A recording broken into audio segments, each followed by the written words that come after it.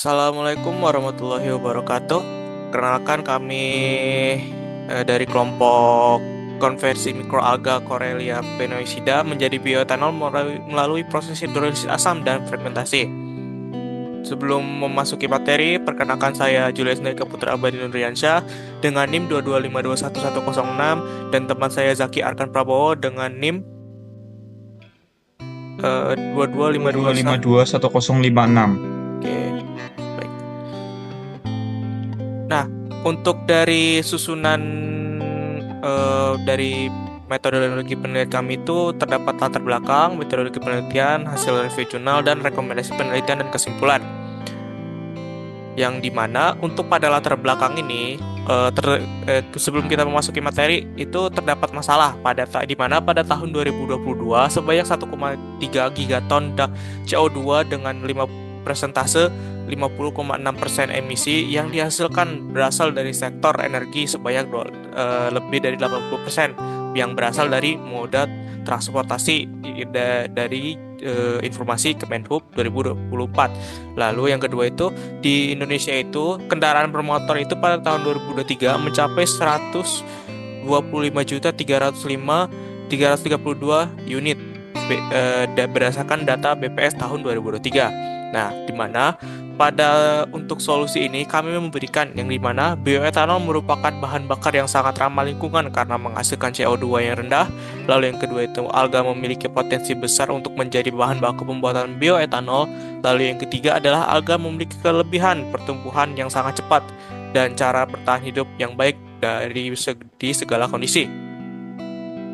Lalu pada metodologi penelitian kami untuk yang kami gunakan itu menggunakan proses hidrolisis untuk mengubah mikroalga Corella penoicida menjadi glukosa dengan penggunaan asam sulfat variasi konsentrasi 1-5% dan pada suhu sesuai dengan 80 derajat Celcius yang setelah kami teliti. Lalu untuk penggunaan ragi yang efektif pada Saccharomyces cerevisiae. Lalu yang ketiga itu menggunakan kondisi fermentasi dengan pH 4,8 dan suhu 30 derajat Celcius dan waktu fermentasi itu berkisar antara 1-5 hari.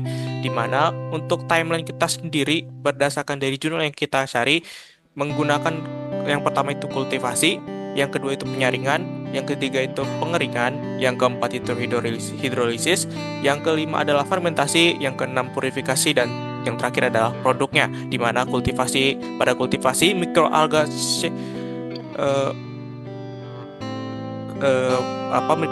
C. penoicida diperbanyak dengan mengkultur 500 mili bibit mikroalga sintesis. Lalu yang selanjutnya adalah penyaringan, di mana proses pemanenan C. penoicida dilakukan pada hari kelima dengan menggunakan plankton net.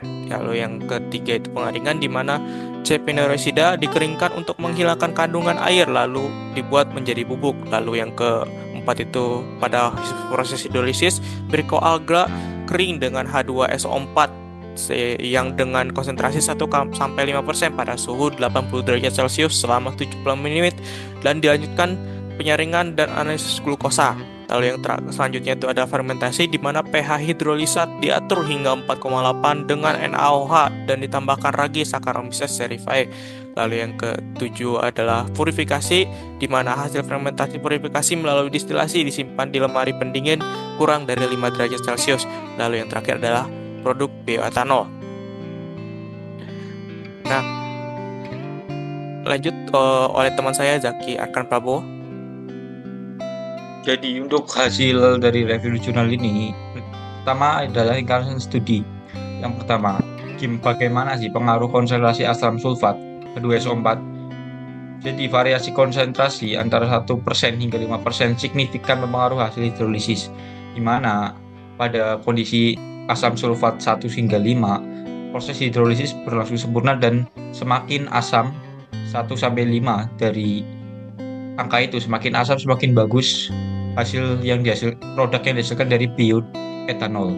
Kemudian yang kedua ada proses fermentasi glukosa yang setelah dihidrolisis difermentasi menggunakan ragi. Kita menggunakan ragi Saccharomyces cerevisiae karena ini merupakan umum dan sangat mudah ditemukan. Kemudian yang ketiga, keberlanjutan dan potensi mikroalga. Seperti yang kita tahu, mikroalga itu mempunyai potensi yang besar Salah satu jenis mikroalga yang berpotensi besar adalah Cholera prenonidosa, diteliti sebagai sumber bioetanol sebagai generasi ketiga yang berkelanjutan. Keempat, ringkasan studinya adalah relevansi dengan pengembangan bioenergi. Penelitian ini berkontribusi pada perkembangan penggunaan biomasa. Mikroalga sebagai sumber gula untuk bioetanol memiliki potensi besar untuk menghasilkan bioetanol karena jumlah mikroalga yang sangat besar dan juga tidak mempengaruhi ketersediaan pangan dan sektor lainnya. Kemudian analisis kritis. Jadi kita mempunyai beberapa analisis keaktifan metode hidrolisis. Yang pertama, penggunaan asam sulfat lebih efektif dibanding metode enzimatik, yang dimana lebih baik menggunakan asam sulfat daripada metode enzim karena asam sulfat membuat hidrolisis menjadi lebih gampang dan lebih cepat. Kemudian, resiko korosi dan pembentukan senyawa sampingan. Ini merupakan perhatian kita karena yang seperti yang kita tahu asam yang kuat bisa menyebabkan korosi. Yang kemudian adalah waktu fermentasi. Waktu fermentasi yang lebih lama atau 5 hari itu meningkatkan produksi bioetanol, yang dimana setiap fermentasi setiap hari atau setiap lamanya 1 hari fermentasi, 2 hari fermentasi itu sangat mempengaruhi produksi bioetanol karena hasil mikroalga atau kultivasi mikroalga yang dihasilkan semakin hari itu semakin banyak. Tapi ada hari di mana mikroalga akan stagnan. Kemudian keberlanjutan, seperti yang kita tahu, Cholera penoidosa atau jenis mikroalga ini memiliki potensi sebagai sumber bioalga berkelanjutan karena jumlahnya yang besar. Oke, next. Oke, jadi untuk kesimpulan pada pembahasan kita kali ini adalah hidrolisis dengan asam sulfat sudah terbukti efektif dibandingkan dengan penggunaan enzim selulosa atau enzim lainnya. Mengapa? Karena menggunakan hidrolisis asam sulfat ini menghasilkan kadar glukosa maksimum yaitu sebesar 5,35 gram per liter. Kemudian asam kuat seperti H2SO4 atau asam sulfat ini berfungsi sebagai katalis untuk memecah karbohidrat menjadi glukosa. Konsentrasi asam yang lebih rendah di suhu tinggi lebih disarankan, yang artinya penggunaan asam sulfat atau asam sejenis lainnya itu lebih disarankan, lebih dikurangi lagi, tetapi suhunya saat proses itu dinaikkan. Hal ini digunakan untuk menghindari degradasi gula serta pembentukan senyawa yang tidak menguntungkan. Kemudian penggunaan konsentrasi asam yang tepat juga mengurangi kebutuhan asam zat penetral dan risiko korosi pada peralatan, yang dimana penggunaan konsentrasi asam ini tidak boleh berlebih karena akan menimbulkan kerugian bagi produksi bioetanol dan proses hidrolisisnya. Oke, mungkin next. Tahu udah Jul. Yuk. Dari kesimpulannya ini, hidrolisis dengan asam sulfat itu terbukti lebih efektif dibandingkan dengan penggunaan enzim simulase yang menghasilkan kadar glukosa maksimum sebesar 5,35 gram per liter, di mana asam kuat seperti H2SO4 berfungsi sebagai katalis dan memecah karbohidrat menjadi glukosa, dan berkonsentrasi asam yang lebih rendah di suhu tinggi lebih disarankan untuk menghindari degradasi gula serta pembentukan senyawa yang tidak menguntungkan, di mana penggunaan konsentrasi asam yang tepat juga dapat mengurangi kebutuhan zat penetral dan risiko korosi pada peralatan. Nah, pada rekomendasi ini untuk mengoptimalkan waktu fermentasi dilakukan selama 5 hari atau lebih untuk mencapai konversi gula maksimal menjadi bioetanol, mengingat bahwa waktu lebih pendek menghasilkan glukosa yang belum sepenuhnya terfermentasi, di mana penggunaan ragi yang sesuai memastikan penggunaan ragi Saccharomyces cerevisiae dalam kondisi optimum untuk mendukung efisiensi konversi gula jadi bioetanol. Terus yang kedua itu memberi nutrisi cukup, di mana nutrisi dalam larutan simpel perlu dijaga untuk mendukung keberlangsungan hidup ragi selama proses fermentasi. Lalu yang ketiga adalah eksplorasi bahan baku, di mana mengingat variasi hasil bioetanol tergantung pada bahan baku.